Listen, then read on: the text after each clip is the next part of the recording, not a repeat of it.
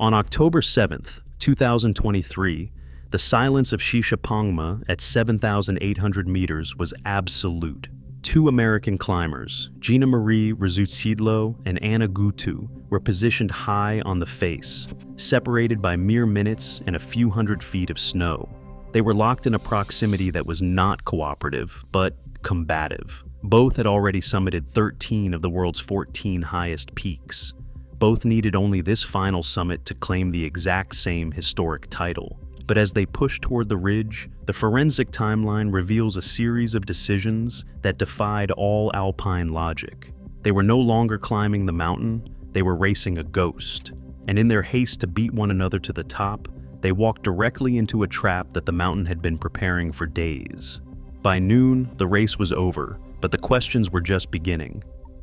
To understand how two climbers ended up in a death trap on the lowest of the 8,000-meter peaks, you must examine the radical shift in high-altitude mountaineering. Historically, the quest to summit all 14 peaks was a lifetime endeavor. Reinhold Messner required 16 years to complete the circuit. The mountain set the schedule. But the modern era introduced a new metric: velocity.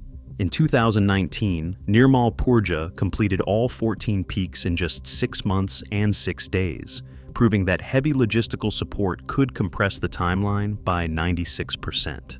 This paradigm shift created a vacuum. By 2023, the title of first American woman to climb all 14 peaks remained unclaimed. This accolade drew competitors into a high-pressure environment that insiders call toxic rivalry, where the objective hazards of the mountain became secondary to the relative position of a competitor.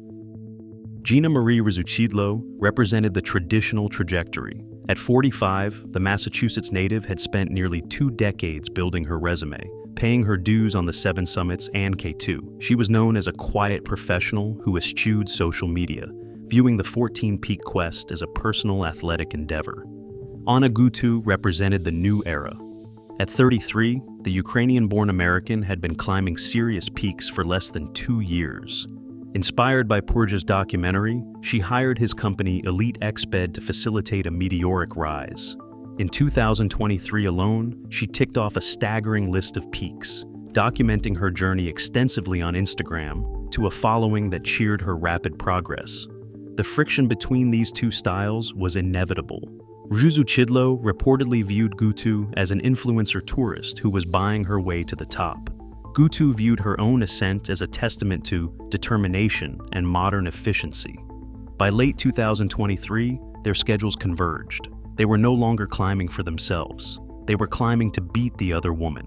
The mountaineering objective had transformed into a direct head-to-head sprint, and the physics of the Himalayas do not negotiate with human timelines. The rivalry turned poisonous during the transit from Cho Oyu to Shishapangma. Both women summited Cho Oyu in early October, leaving Shishapangma as the final battleground.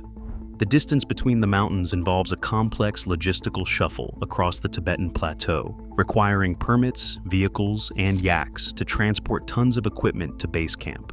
It was here that the psychological pressure began to override logistical logic.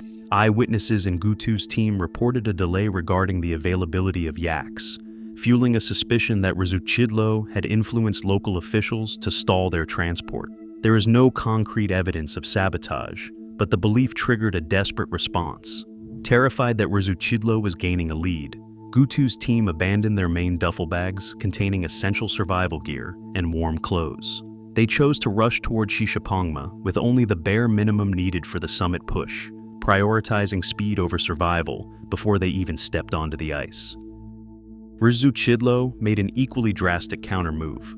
Realizing her team might not outpace the younger Gutu, she approached 7 summit treks in Tingri with a reported $30,000 deposit to secure Tenjen Lama Sherpa. Tenjen was the most famous guide in the world, fresh off Kristen Harila's 92-day speed record. He was a machine in deep snow.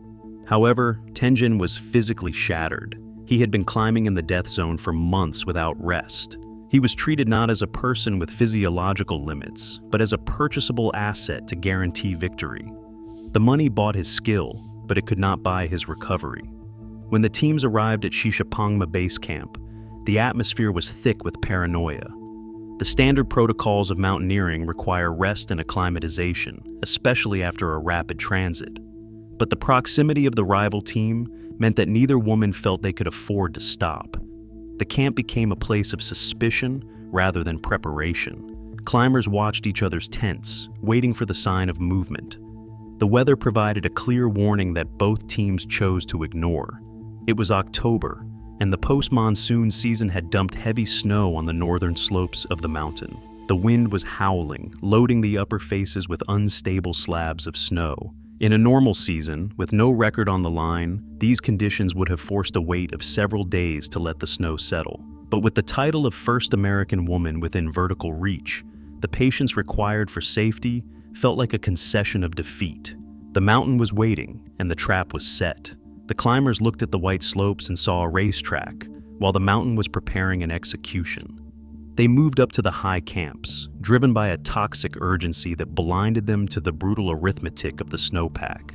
The fundamental law of high-altitude safety is the 24-hour rule. When heavy snow falls on a steep slope with high winds, it creates a wind slab, a cohesive layer sitting on top of a weak, loose layer. It acts like a loaded trap.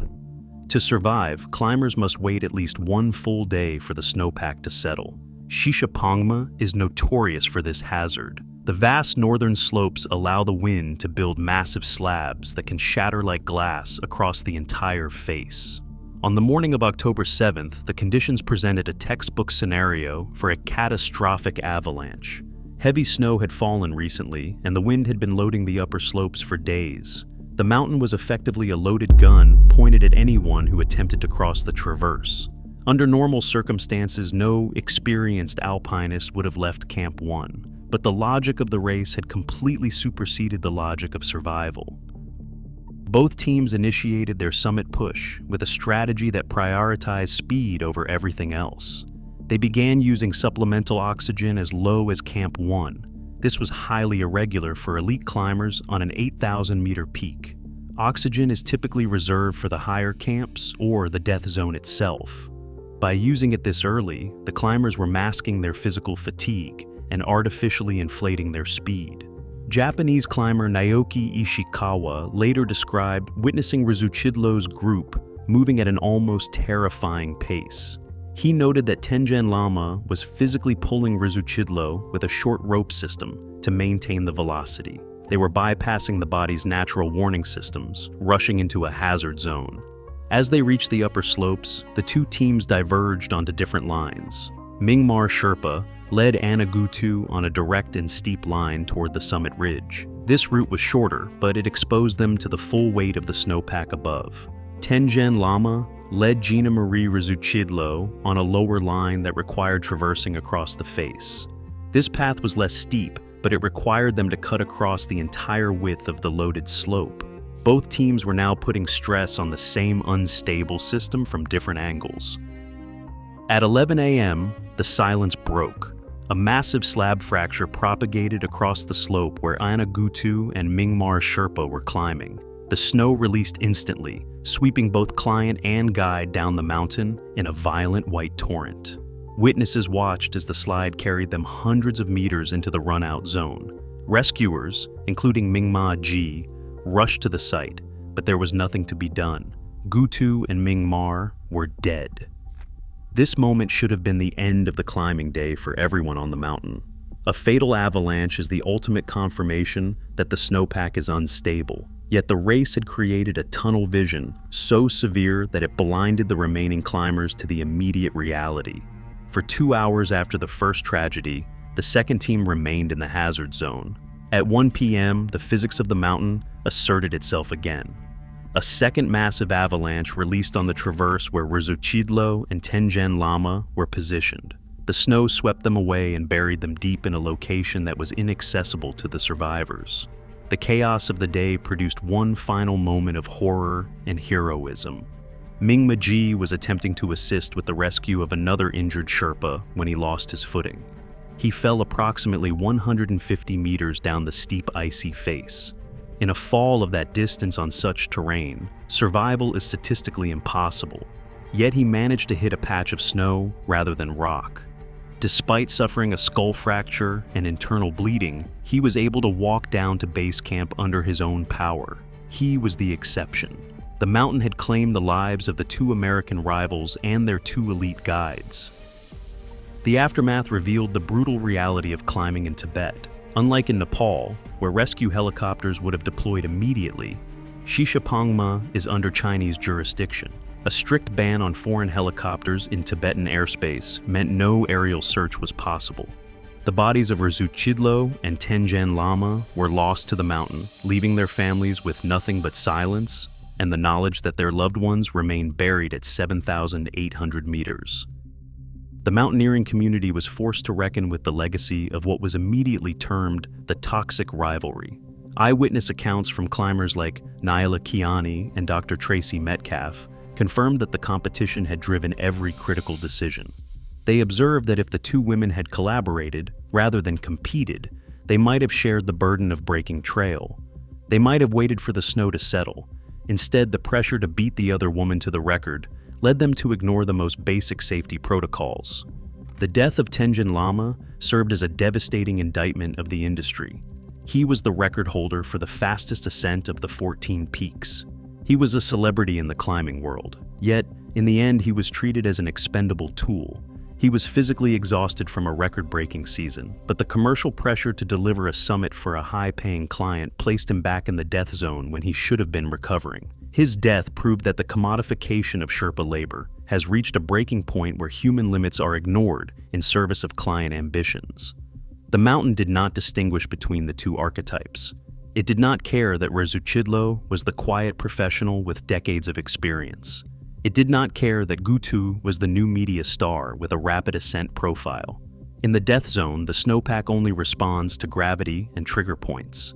The debate between the purist and the influencer became irrelevant the moment the slab fractured. The disaster was not a freak accident. It was the logical endpoint of a system that prioritized speed over quality and records over survival. The race for the record stripped mountaineering of its primary directive, survival. 4 lives were extinguished because waiting 24 hours for snow to settle felt like losing a competition. The tragedy on Shisha Pongma proved that when ego drives the schedule, the mountain will always win. Hit that subscribe button for more forensic breakdowns of how human systems fail against natural forces.